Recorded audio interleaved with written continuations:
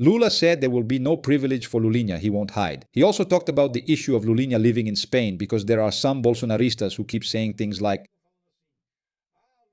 Lulinha ran away to Spain. No, he didn't run away to Spain. He's at a known address. Everyone knows where he is. He has an address provided to the court. He has a lawyer retained in Brazil to defend him.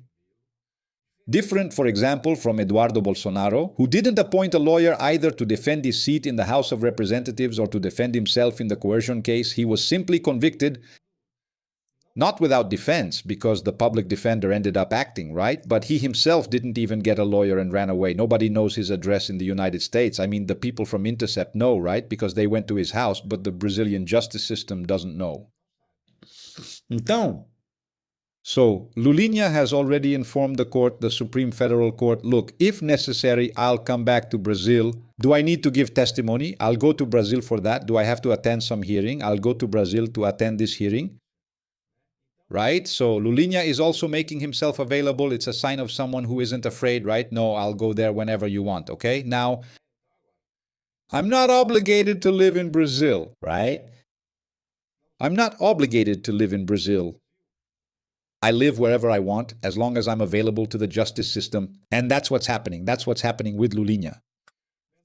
Mendonça authorizes the federal police to investigate Lulinha on suspicion of influence peddling. That's right. Influence peddling and corruption. Those are the two suspicions that are being investigated in this case. Corruption, why? Because corruption would be the fact that he supposedly received money, received some kind of advantage to open doors at the Ministry of Health for the bald guy from INSS. Based on what? No one knows what they're basing this on. Why? Because the investigation is confidential and there hasn't been any call, phone call, or text message yet. Something like that, right? To justify it. Look, Lulinha tried to open a door, tried to pave the way for the bald guy from INSS to get into the government, to sign a contract with the government and make millions. But there's no such act from Lulinha. What did he do? There's nothing. Nothing has come up yet, right? So we're waiting to see if the federal police presents anything because so far they haven't shown anything, including everything they've investigated about Lulinha. Yeah, it led nowhere. They didn't find anything in his bank accounts, and they thoroughly checked them. They must have let his bank accounts be disclosed in the press. Everybody knows how much Lulinha has in the bank, and everybody knows how much came in, how much went out, where that money came from. Because all of that was made public. And there aren't any strange deposits in Lulinha's account. Deposits from someone like, I don't know, the bald guy from INSS, someone connected to him, an advisor. That friend, Roberta, Lucia, Lusinger, could also have sent money to Lulinha. Nothing. They found absolutely nothing. Luis Amor is asking, how do you send a super chat? Luis, down here where you write your comment, next to it there's a little face, and next to the face there's a little money icon. You just have to click on that note here, and then you'll send the super chat to us. You'll write, do everything right and send the super chat to us. Go ahead, because I want to know your opinion.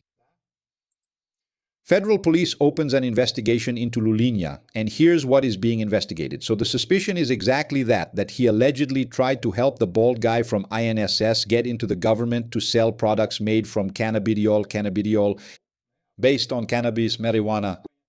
Right? Yeah, the name is marijuana. There's no point in us using fancy terms, trying to sound classy and all that. The name is marijuana. Marijuana-based products for the government, medicinal products. None has ever been signed. Absolutely none. No contract was signed. There wasn't any, right? But the bald guy from INSS and Roberta Lutzinger were granted a meeting at the Ministry of Health, and now they think it's true. How were they received? Who helped them get in? Who opened the doors? Who called and said, look, meet with my friend? That's what they're trying to investigate. Now we have to prove that Lulinha did that. And to characterize influence peddling, using the fact that he's the president's son, right? He must have some closeness to the government because he's the president's son. To help someone. And for corruption, he has to have received something. But we've already seen that nothing went into his account. Absolutely nothing, right? But still, he has to have received something. He has to have received money. He has to have received a car, an apartment, land, anything, and nothing has shown up so far. Lulinha has always been the target of fake news, always the target of investigations. That have nothing to do with him, that never find anything, right? Since 2005, 2006, he's been the target of fake news. The guy supposedly had a gold Ferrari.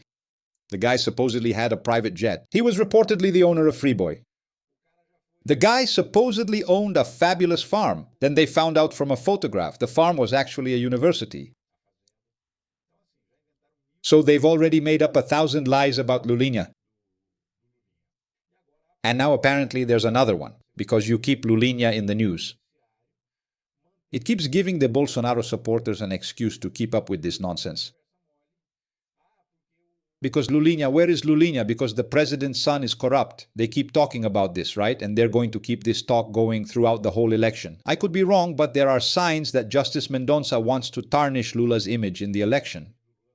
Because Mendonça was nominated by Jair Bolsonaro, the father of the candidate Flávio Bolsonaro. That's Anderson Moraes' opinion here on Pimenta, or Pimentel, I'm not sure, because it ends with 926.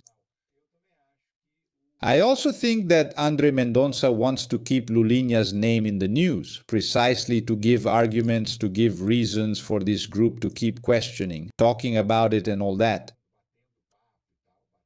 Insisting that Lulinha is corrupt, so they can exploit this during the campaign, right? After all, he's the president's son, so that carries a lot of weight. Sandra Correa, just arriving now. I'll watch the full show later. Yesterday I couldn't find the show. Was there a live stream? No, there wasn't, Sandra. Yesterday my internet was out. I even mentioned that here at the beginning of the live stream. I was without internet, and boom. The internet went down, so there was no way, right? There was no way. I once tried to do a live stream when my internet was out. I tried to do it by using my phone as a hotspot, but it couldn't handle it. Oops, sorry.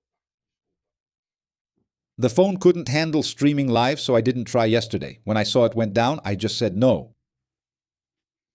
It was over, right? So I didn't even try. If he's guilty, he'll have to pay like everyone else, says Lula about accusations against Lulinha. Lula gave an interview to the Limited Intelligence podcast. And then in this podcast, he said, look, I'm not going to protect Lulinha. Lulinha will have to explain. He'll have to give the explanations the police want, right? He'll have to present the evidence that he's innocent, because that's how it is in politics, right? In real life, the burden of proof is on the accuser. The accuser has to prove their claim, right? In politics, it's the opposite. It's the politician who has to prove they're innocent. And in Lulinha's case, it's even worse because he's not even a politician. But he's involved in politics just because he's the president's son. So Lula said, look, I'm not going to help. I'm not going to lift a finger to protect Lulinha. He'll go. He's an adult. He will answer for himself. He will provide explanations. And if he did something wrong, he will pay for it. That's a statesman's attitude. That's how it should be, right?